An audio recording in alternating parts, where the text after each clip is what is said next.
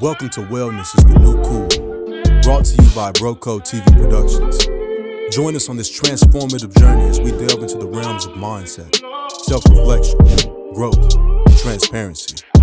Each conversation tailored to promote personal development and living in our authentic truth. Get ready to embrace a new level of coolness of your well-being. Enjoy the show. Make sure to subscribe, like, comment, and share. We all we got. Kurt, what's happening, brother? What's good, man? Whew, man, we in another space, man. We're always somewhere new, man. That's what I've always respected and loved about the work that we do, is that we can create content just about anywhere. Yeah. Where they say all we need is space and opportunity. That's it. So at another space, we're downtown. Really just wanted to have a conversation and talk about what's next, how you feeling, you know. Let's start there. How you feeling, man? Yeah, man, I feel good. You know, first of all, I ain't talked to you in like 10 days. Oh, man. That's probably the longest that, and you know, it's like, it's about 4 days in, right? And I was like, something's missing. So I ain't talked to my people in a minute, but it was cool because it was a needed break. It was just a peaceful 2 weeks. And to your point, it's like when you're doing something, passions are something you do for yourself, so it never shuts off. It's okay, I may not have spoken to you, but I'm always thinking, you know, downloading, doing something. I know you're doing something, yeah. Always doing something to work towards where we're wanting to go. But you're absolutely right, man. And I think that's something to admire too, because we have something to talk about, right? When you're building something, when there's something that you're wanting to manifest that's bigger than you, then, you know, it's good to have people around you that are in that same space, man. I think that's a great segue because in the next few minutes, I want to talk about this word success. You know, what does that look like in your life? How do you define it? And how has it changed as you've gotten older, right? Because what I looked at as successful at 18 or what I presumed to be success at 18 has vividly altered with the responsibility of children, marriage, and everything that comes in, passion, purpose, and everything that comes in between. So let's start there, success. What does that mean to you? It's one of my favorite words. And I think, Troy, because it's so different for each person. However, I feel like when you talk to people, not many people can put word to it. Like, what does it mean in your life? And I think that's why so many people struggle with what it really means. But for me, man, in this chapter of my life, it's become bigger than me. Yeah. I know as a vessel, there's things that I must do as a man, as a leader, spiritual leader, that I must do to be successful for those coming behind me, my family and my kids. So for me right now, man, it's making sure that I'm making the best decisions in the moment that will be more of a long-term thing for myself and my family, and then also my community. And that's really success for me. It's really, it's kind of past me in a way. I have what I need. It's like, how can I, you know, the overflow. I want the overflow to be able to help someone else. And that's really the space I'm in. Yeah. That's good. If I could add anything to that, I know from my perspective is how can the things that have developed and helped me help someone else? So that's every piece of me, with good, bad, ugly, right, wrong, indifferent, being able to live in a space of transparency and vulnerability without shame, and to be in a space of maturity and evolution that it helps somebody else in its raw, authentic form, not to put on or to make show of or to only lay out this or only lay out that. You know, one of the things that I always talk about, you speak about the spiritual space, and you know, in church we always talk about we saved. Well, saved from what? Like and I believe in my thought process, until we could be vulnerable in that space of what you were saved from and how that has added value to your life, I think the generations to come will continue to have a separation with that relationship, because it has a lack of realism. And so important. You know, that's so good, bro. Doesn't mean that I got to tell everybody my business, but man, I serve a big God, and I have to talk about what that bigness means in my life. because we can't be, in my opinion, we say we overcome by our testimony, we can't just tell a piece of it. You know? Pick and choose a part. Yeah, I don't like this part. You know, Let me because leave it that fits out. a narrative. Yeah, or a moment, or a situation. Or how someone thinks of you. You know. Now again, we ain't out there going out there just with a fire hose and just giving it all out. But at the same time, I think there has to be, when the moments and the stages are set, when you have someone in front of you that is pulling on you in a space that you're able to discern, to be able to do that in a space that can help and change a person's life, really impact them in a positive way. So That's so good. yeah, man, when we talk about success, to me, I think that to me, in the stage of life that I'm in, that's the ultimate stage and space of success, where right, wrong, indifferent, flaws, good, bad, or ugly, man, that I can aspire to inspire in all stages of my life. And walking in that. You know what I love most about what you just said is that I know this about you. You do that more in just being in the room and the work you do without saying anything. So people are getting inspired by what you're doing, your actions. Then when you choose to use words and add words to it, and you're being transparent and vulnerable, bro, that's a superpower. Yeah. It's a superpower. And that's what's needed, especially in youth spaces. They want that realism. That is an energy that they want. So, and let's be honest, kids these days can smell fake. you can smell it from a mile away. You know what I mean? And you can't, you can't be dishonest. Why? Because they'll Google it, right? You know what I mean? It's like, and again, everything on that platform is not true, but they've found trust in that. Yeah. You know, so that in my mind lets you know that is the main space, is trust. Yeah. And that's built through consistency, right? The things you're around most, you become more familiar with, therefore you trust. So we got on the whole church issue. I'm not gonna call names, and we know what's in the mainstream right now. But I always say, man, when you put people on pedestals, you can't help but to fall from it. Flowers were made for pedestals, not people. So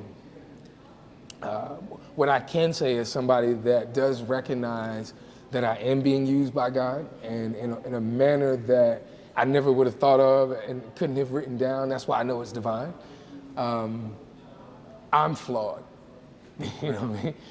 And, you know, I'm no biblical connoisseur, but I don't know any, I know of many that have held power in this instruction manual called the Bible that were flawed as well. So that's not to excuse, that's to bring understanding, right? And bring things back into this realm, right? From a human perspective. Man, really sitting with what's going on, understanding that I have reverence for the pulpit, but I understand that they're still human, right? And knowing if your calling big, your following's big, your movement's big, the temptation, you're gonna be even bigger. Bro, it's coming from all different directions. And so, you know, I pray for those kind of people. I don't condemn them, because tomorrow it could be me. Right? Everybody has their time. We all got our time, bro. Everybody has their time. You know, I appreciate the poise and the presence in spite of. Yeah. And that's what I take away. Yeah. Right? Because everybody has their time. Yeah. Right? And it lets you know who's really with you. Right? Because everybody don't have their time, bro. I think that speaks volume to the code. We talk about this thing called the code. We ask our guests this, but as my brother, I'd love to hear your thoughts on it. What's your code? I mean, when we talk about the bro code, a set of values or standards that you hold yourself accountable to, as well potentially others. Yeah. You know, what does that look like and sound like in your life? Yeah. The biggest, I guess the overarching one, number one, is I want to be integrated. So my spiritual life, my emotional, my physical, my finance, my family, and my community. I want it to all be one. I don't need to, you know, be one man over here and another man over here. I want alignment in my life Is it possible to be perfect? No. But if I've been practicing it, bro. Sure. And I know that's what we all are. We're just practitioners of everything that we want. Secondly, I want to be honest. I want to be a truthful man and be able to stand on that. Sure. They talk about standing on business. I want to be able to just stand on life, bro. Like I told somebody earlier, I was like, I want you to be able to say, if something go down, he didn't do that. I'll put my life on it. He didn't do that. Now, is that possible? I don't know, because we all can do things. But I want to do right by people, and I want to do right for myself. Yeah. It's the code, right? Yeah, man. I watched my grandmother, bro. I was gonna say the same thing. I watched my grandmother, bro. You know this. The same for you. Like, bro, I'm standing on her shoulders. And it took me about to now to get to that space where I understood what she was talking about, and I could really put it into practice. And, bro, it's not worth it. Like, the choices that I've made in the past that were, whatever, sketchy. Nah, bro. I want to be solid. I can dig that, right? That you talk about standing on business. We joke about that, but man, if it wasn't said in the premise by what it is, man, and it still is a heck of a T-shirt. Like, yeah, man, like really standing on business. It means a lot. Doing what you say you're gonna do. Living by the things that you speak of, right? Being a practitioner, as you spoke of. I think what was it? Barry White, right? Practice what you preach, right? So, for me, is wanting to live a life that I preach to my kids as much as possible. To do that, there's a lot of unlearning or relearning that I'm having to do because, again, I was parented based on what that parent knew at that stage of their life because that's all they had, right? And in that space, I'm very thankful for my mom. I'm very thankful for my grandparents because some of the things and the many of things that they did instill in me have helped me with the work ethic I have now, the stick-activity I have now, the gumption I have now, the courageousness I have now, the admiration that I have for wisdom and for seeking knowledge that all came from not just the discipline, but watching them do it. Just watching them. You know what I mean? Like my grandfather, look, man, I was throwing them beans and tomatoes over. I hated it. I promise you I did. I could not stand it. But all of those indirect messages that he was giving to me through the behavior itself, rather than just saying it. I mean, that's why I can wake up at 5 in the morning. And it's a body clock thing. It's effortless. Do you lose alarm now, or is it just pop up? I don't have to. Right?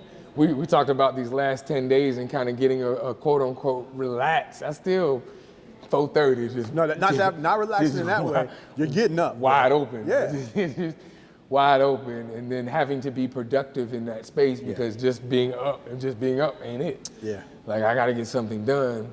And then I may get to a point where I feel heavy-eyed, I'll go take a nap. But in that space, I'm being productive, like having to do something. And I know that came from some of those earlier traits as a child, learning from my grandparents and watching them work and do those things, man. So thankful for that, I really am. Well, we wanted to talk about something. Let's see what else we got here, man. We've been at it for a while. When we talk about, I remember one of the projects we did was with Fuck Up Raleigh's, right? Yeah. And it was talking about some of your biggest mistakes, and some of the things that you did that you know were effed up. Like you already know, but maybe not at the moment, but maybe years later, maybe it was at the moment, you got something from it where it was like, wow, okay. That was an F up, but if it wasn't for that, I could have never got to this. You know, what does that look like in your life? What are the best mistakes? One of the greatest things that you at the time was an F up, and now it was like a garnered mistake. Yeah. So I would start with, and I don't know how to frame it, but having my first child at 19. Now, is it ever? I think children are blessings. I think it's a privilege to have children, but I wasn't ready. Sure. Bro, not even close. Not even close. Sure. But now, my son's 30, and we're best friends. On the way down here, I talked to him for 30 minutes. And so looking back on that fatherhood piece changed me. Because if you're serious about it, you have to change. Because parenting is probably the hardest job on this planet. And so that would be number one. And then number two would have been quitting my 6-figure job. We talk about this all the time. And the way that I did it was just like the lack of respect they were showing me at the time. What I believe I should have been getting compensated. And so they were undervaluing me. And I was in a space where I couldn't do it. They were deuces. Now looking back, I would have moved a little bit more strategic. However, the valley that I went into after that was a place that I can't unlearn. I could have never learned what I learned in that time period.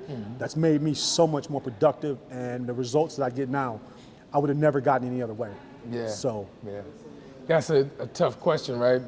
I think a lot of people, one, it's tough to own up to what you would consider an F-up or a mistake or something you've done wrong. And then to especially in front of people.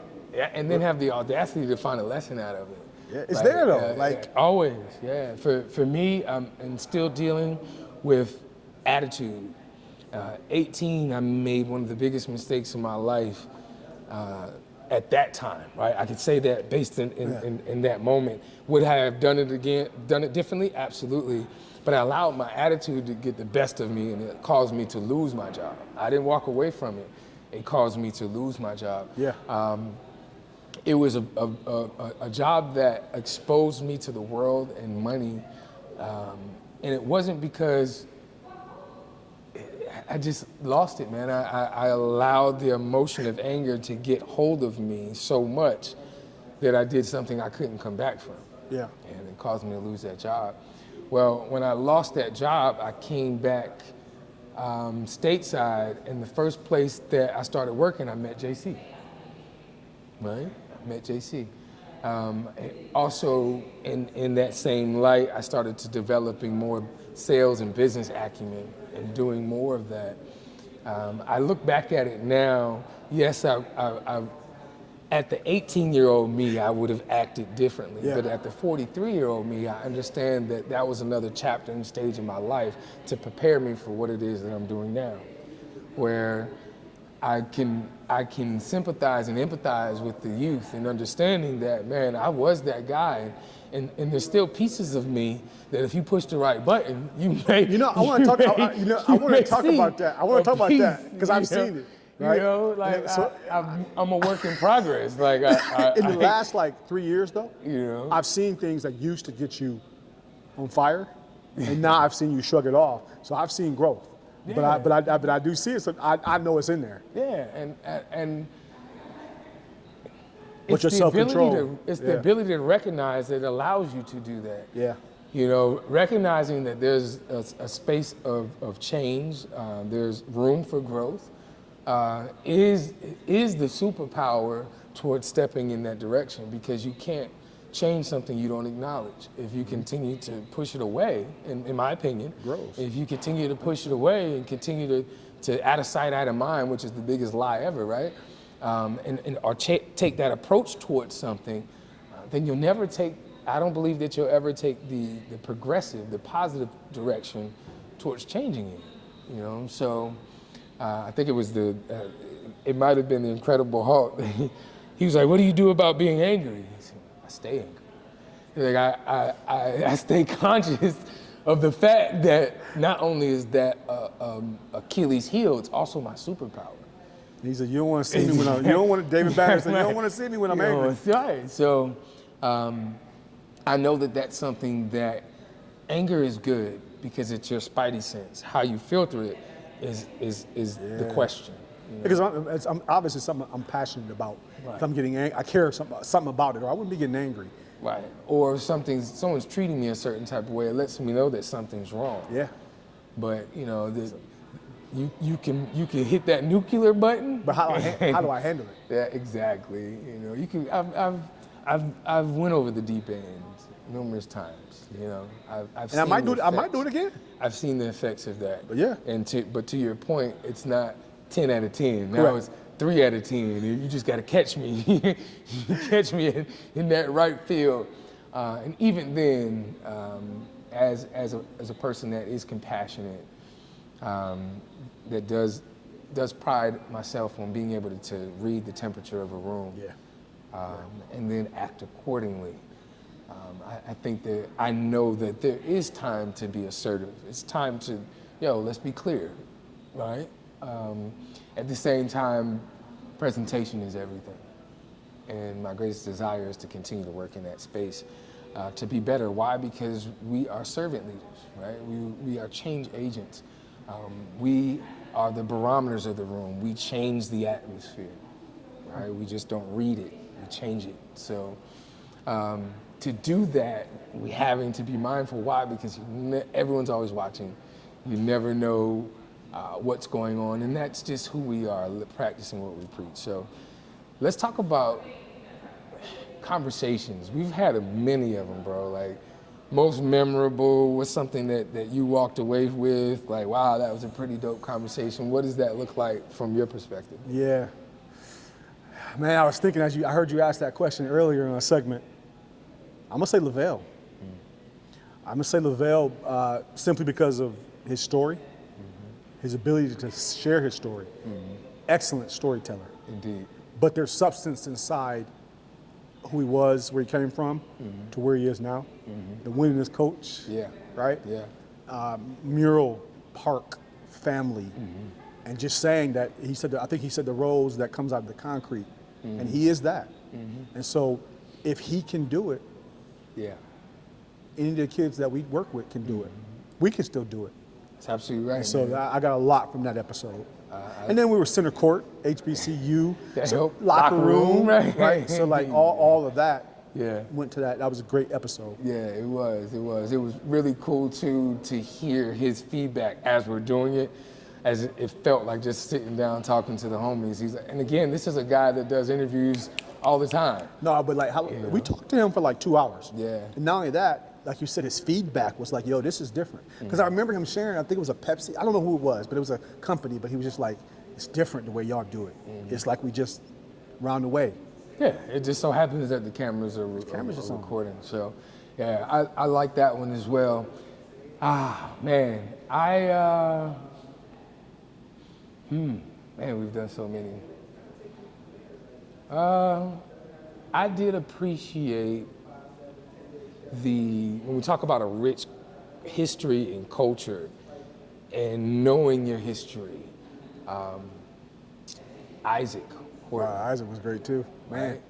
Right? Owner of Oak City Fish and Chips. Shout out to Isaac. Shout out to Isaac. Shout out to Papa Horton. That whole genre of the food ecosystem, but even more and bigger than that, man, to hear about his great grandfather and the first car and the train and the land, all that, just to hear, and he was able to say it like he knew his family history. Oh yeah. It really challenged me. Oh yeah, it did. To be honest with you, it did. Like people joke all the time. My grandmother was very fair-skinned, high yellow. I'm light-skinned with green eyes, and we joke about like what happened before our generation before to get to what it is that I look like now, and it makes me wonder. Like, it really does. It makes me wonder. It's like, man, you look at the word John's son, right? That and the slave name that came behind it and how it was originated. Yeah. Well, that's my name, and where does that go? But talking to Isaac, right, and him having the wisdom and the education in that space, it was inspiring. It really was. And we were at right around the corner from here at another coworker's space. Great layout, right? Oh man, it was beautiful, man. I can still see those pictures and stuff. It was a great setup. Man. So is there any? I don't want to call any of our shows honorable mention, but is there others that stand? There's some others that in my mind stand out that are super close. For instance, The Ninth Wonder. I thought his episode was just, first of all, I was sitting next to one of the top 25 producers of all time. So I think they rated him number 24, which is, first of all, way too low. Yeah, I agree. Come on, but I agree. To sit and talk to him for 2 hours. Yeah. And hear how he got his own Nike shoe and all that. You got the shoes, right? Yeah, he signed them. Signed, right? Yeah, he signed them, man. Like, I was preparing for that day. I remember as we go on this journey, right, the whole goal is to sit down with somebody, one, that we admire, Yeah. but more importantly, has a story to tell that would inspire others. And to do it from many different angles and aspects is music. Let me change the question then. Let me ask you a different question, a better question. Is who have we not shot? That's like, yeah, I want this person or that person on the show. Bill Sproul, if you're listening, is that how you say his name? Yeah, yeah. Bill, if you're listening to this right now from a tech perspective, being able to move in that realm and how that realm of IT, tech, STEM is the new wave. It's the new normal. And for kids that are looking to break into that, our stories are, we inspire to inspire. Children are our passion. We have a huge platform in the area. And Bill, I know that your story can add value to the youth that we serve, to us as entrepreneurs and looking for bigger and better things and bigger platforms. So Bill, we would love to have you on our platform to share your story, do it in a raw, authentic way, but a cool way. Yeah. Because can't nobody do it like we do. Yeah. So, yeah, man, that's one. That's good. Yeah, yeah. How about yourself? Right? Oh man, still Coach K, baby. Coach, oh yeah, we got to. Right? We got to, I man. mean, Durham, he's what, 30 minutes away. Yep. We've shot people that are in his circle. His name keeps popping up, and he's retired, so I feel like he might have a little bit of time. Yeah. So yeah, I would love to pull up in Durham somewhere. I love sit it. down Coach with K will come to the crib. We'll come to Yeah. the foundation, wherever we need to do to highlight your story, do an expose, a storytelling interview, a visual storytelling interview, to really talk about the core of who, what, and why of Coach K, man. So yeah, I agree with you on that one.